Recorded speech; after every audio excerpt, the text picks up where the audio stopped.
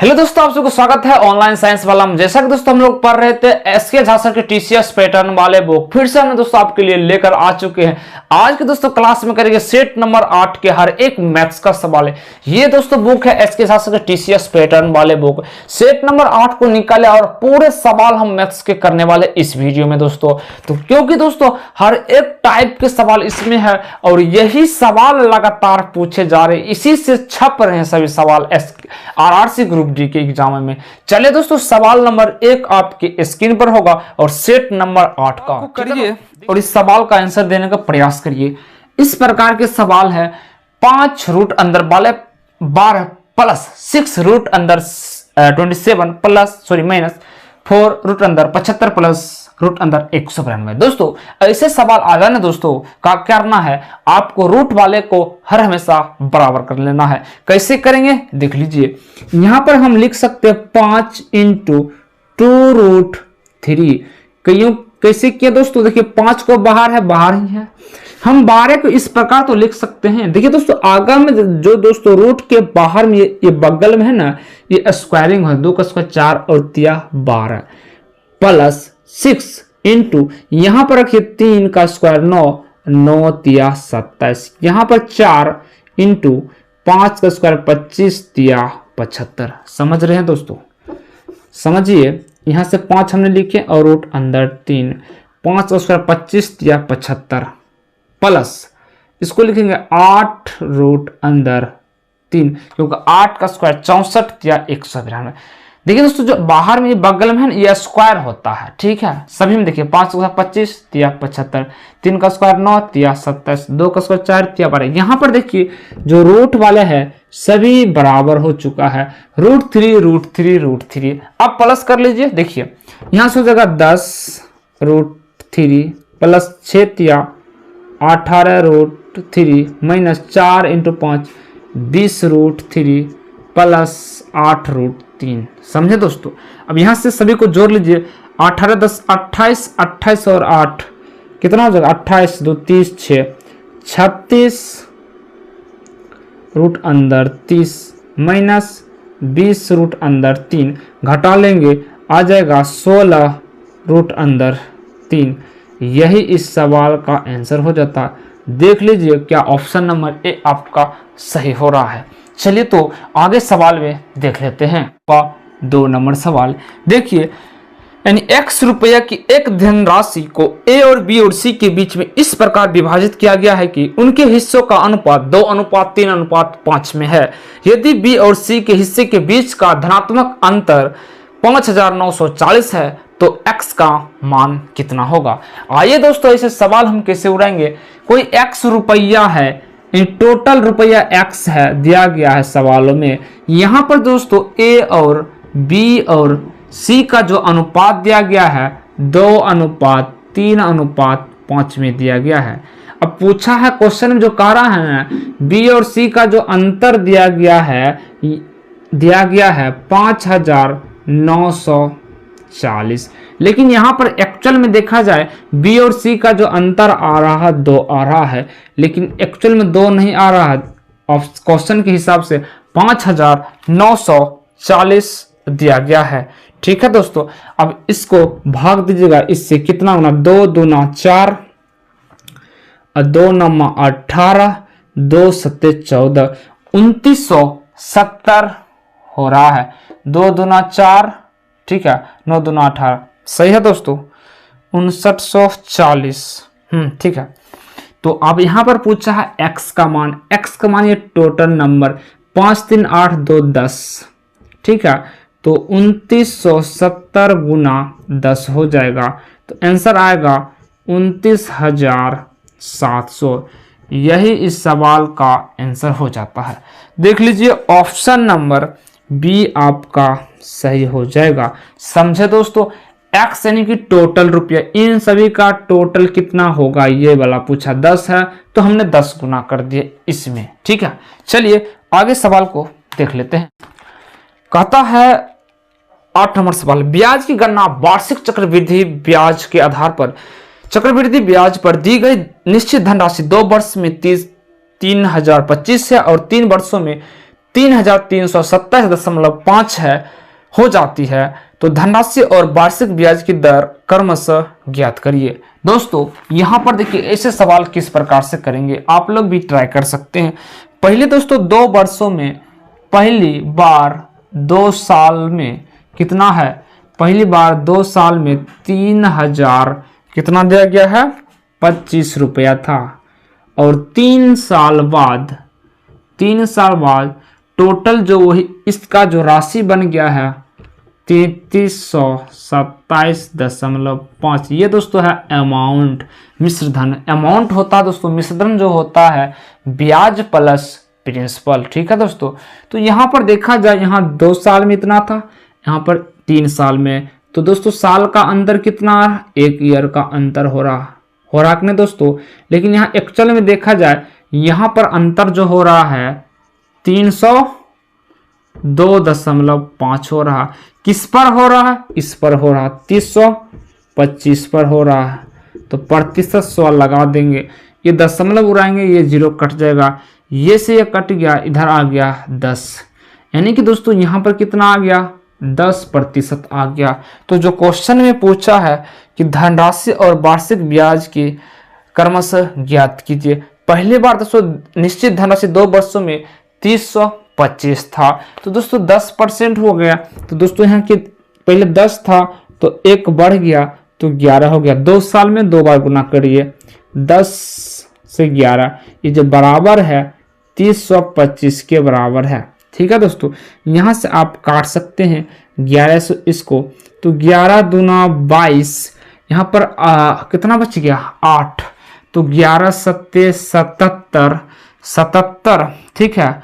और 11 पच्चे 55, 5 से फिर से काटते हैं, 11 दूना 22, 11 दूना 22 और 11 पच्चे 55, कितना है 25, और ये दोनों गुना हो जाएगा यानी 2500। ये जो धनराशि था दोस्तों आंसर आ गया है 2500। ऑप्शन नंबर देख लीजिए क्या आ रहा है, ऑप्शन नंबर बी आ रहा है।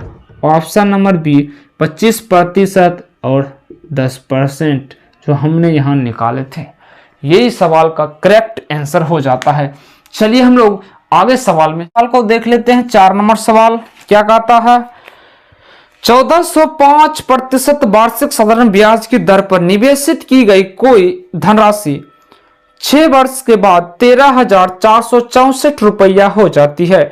तो निवेश की गई धनराशि बताए, यानी कि आपको बताना है प्रिंसिपल क्या होगा, आप लोग फटाफट आंसर दीजिए। यहां पर दोस्तों रेट भी दिया गया है, 14.5% और टाइम भी दिया गया है 6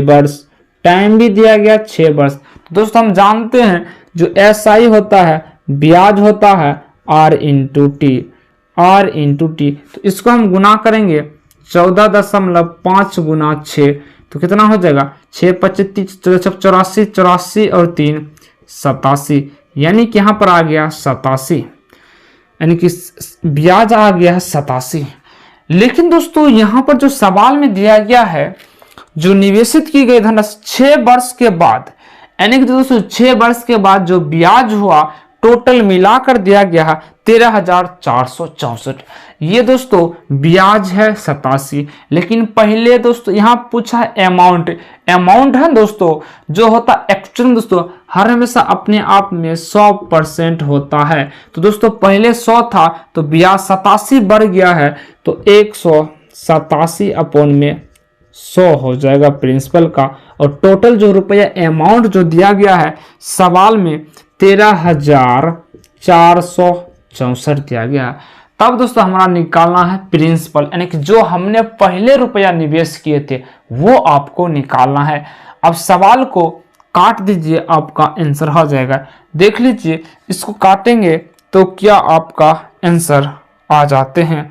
यहाँ पर ऑप्शन से भी हम काट सकते हैं क्योंकि लास्ट में 4 आया है, तो एक ही ऑप्शन देखिए सी है जो 2 7 दूना 14 आ रहा, तो यानी ये जो कट जाएगा ना दोस्तों 72 बार में कटने वाला है, तो ये गुना इसके साथ हो जाएगा, तो प्रिंसिपल आ रहा है 7200 रुपया। यही इस सवाल का आंसर हो जाता है।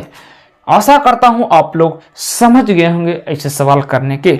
चलिए आगे सवाल में दोस्तों नेक्स्ट सवाल को देखते हैं। हर एक सवाल इंपॉर्टेंट और हर एक टॉपिक से, हर एक चैप्टर से इसमें दिया गया है, जो कि ऐसे ही पूछ रहे हैं दोस्तों। हम भी दोस्तों आरआरसी ग्रुप डी का एग्जाम देकर आ चुके हैं। हमने देखा दोस्तों, हमारा दोस्तों 9 सितंबर का एग्जाम था और यही से हमने अच्छे से प्रिपरेशन किए थे और यहीं से फंस गया दोस्तों। चलिए दोस्तों आगे सवाल में देख लेते हैं।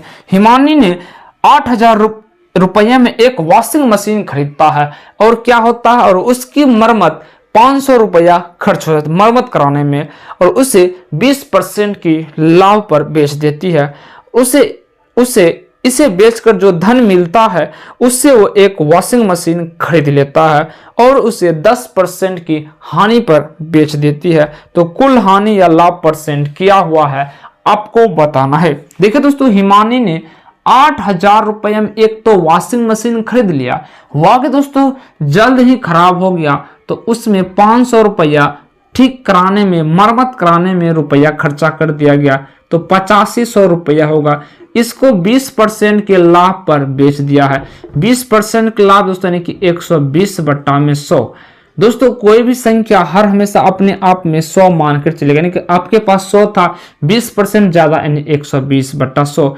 ये जीरो से ये जीरो, ये कट जाएगा, तो 2 से देखिए यहां से हम कर सकते हैं, गुना करिएगा तो इसका आप इस प्रकार से गुना करिए 850 और 12, तो क्या आएगा आंसर आप लोग निकाले। या तो दोस्तों हम फ्रैक्शन से निकालेंगे, गुना करने पर भी कोई जरूरत भी नहीं देखने को मिलेगा।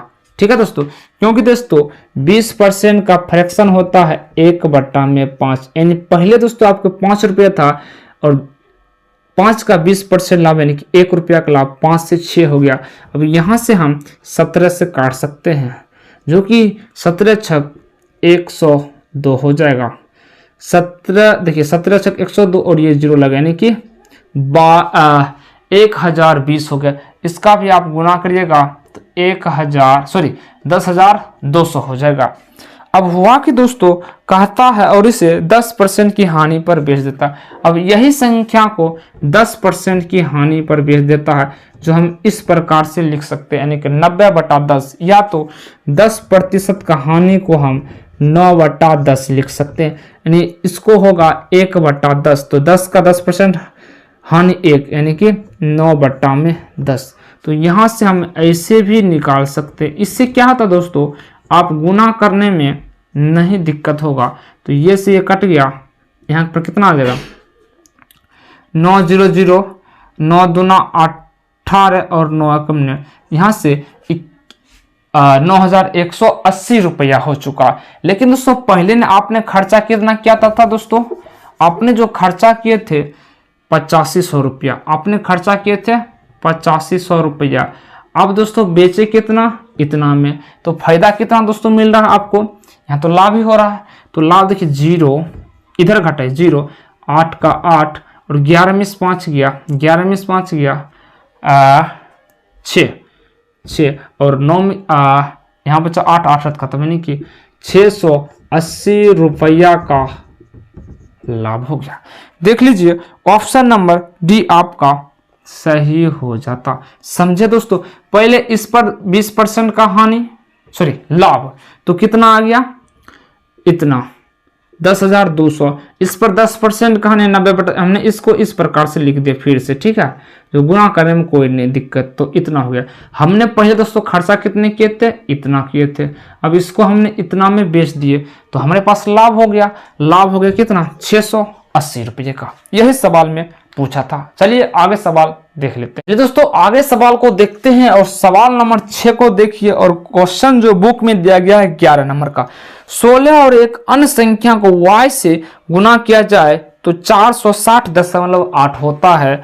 जब y को 16 से ही भाग दिया जाए तब भागफल क्या होगा। सवाल को पढ़िए और इस सवाल को आंसर दीजिए। क्वेश्चन का था अगर 16 को y से गुना करेंगे तो तो दोस्तों 460.8 आ जाएगा। और जो आएगा उसको 16 से भाग देंगे तब भागफल क्या होगा। यहां से आप y का मान निकाल सकते हैं। y का मान इस प्रकार से निकालेंगे तो नीचा में आ जाएगा 16। अब y को भाग दे दीजिए, दशमलव उड़ाते हैं नीचा में एक 0, तो ये उड़ गया दोस्तों, ये उड़ गया इतना। अब इसको काटिए 4 से 40 बार में, और 4 से इसको काटिए, 4 एकम 4, 4 एकम 4, 4 पच्चे 20, 4 दूना 8। फिर से काटिए, फिर से काटेंगे दोस्तों तो यहाँ पर आ जाएगा 2 पच्चे 10, 2 सत्ते 14, 2 छक 12, 2 से काटिए यहाँ पर 20 बार में। फिर इसको काटिए तो कितना आ जाएगा 20, चलिए एक बार और कर देते हैं, 2 दूना 4, 2 अठी 16, 2 अठी 16, यहाँ पर आ जाएगा 10, यानी कि यहाँ से 10 तो यहाँ आ गया दोस्तों 288, यानी कि एक बार दशमलव लग जाए, यानी कि 28.8 y का मान आ चुका है। अब यही y का मान को अगर 16 से भाग दिया जाए तब भागफल क्या होगा, चलिए निकाल लेते हैं। यहाँ पर देखिए 16 से एक बार में करिएगा, 16 से एक बार में कितना बचेगा 4, 8 4 12, और 16 8 128, यानी 1.8 आपका आंसर हो जाएगा। आशा करता हूं आप लोग समझ गए हैं, बहुत ही इजी सवाल था। चलिए आगे सवाल को देख लेते हैं। चलिए दोस्तों, बुक में दिया गया 13 नंबर सवाल, 13 नंबर में सवाल लिखा गया 80 विद्यार्थी वाली कक्षा में कक्षा का 1/10 भाग चॉकलेट डी को पसंद आता है और कक्षा 1/20 भाग चॉकलेट ई को पसंद करता है। चॉकलेट डी को पसंद करने वाले छात्रों की संख्या चॉकलेट ई को पसंद करने वाले छात्रों की संख्या का अंतर बताने की घटाव बताना है। चलिए दोस्तों सवाल को बनाते हैं। यानी टोटल 80 था, इसमें हुआ कि 1/20 भाग कितना को पसंद है, सॉरी 1/10 भाग है, 1/10 भाग डी को चॉकलेट पसंद है, तो यहां से काट देंगे 8 हो जाएगा, 8 चॉकलेट डी को पसंद है। यही 80 चॉकलेट को 1/20 भाग ई को पसंद है, तो इसको काटेंगे 20 से 4 बार में कटेगा। अब सवाल जो पूछा है कि चॉकलेट डी को पसंद करने वाले ई के पसंद करने वाला का अंतर कितना होगा, हम घटाएंगे तो अंतर आ जाएगा 4 चॉकलेट का। यही सवाल का आंसर हो जाएगा और ऑप्शन नंबर ए आपका सही हो जाता है। ठीक है दोस्तों, तो आशा करता हूं आप लोग समझ गए होंगे। तो दोस्तों आज की क्लास हम लोग यहीं रखते हैं दोस्तों, नेक्स्ट वीडियो में और इससे आगे सवाल मैथ्स के करने वाले हैं। तो थैंक यू दोस्तों।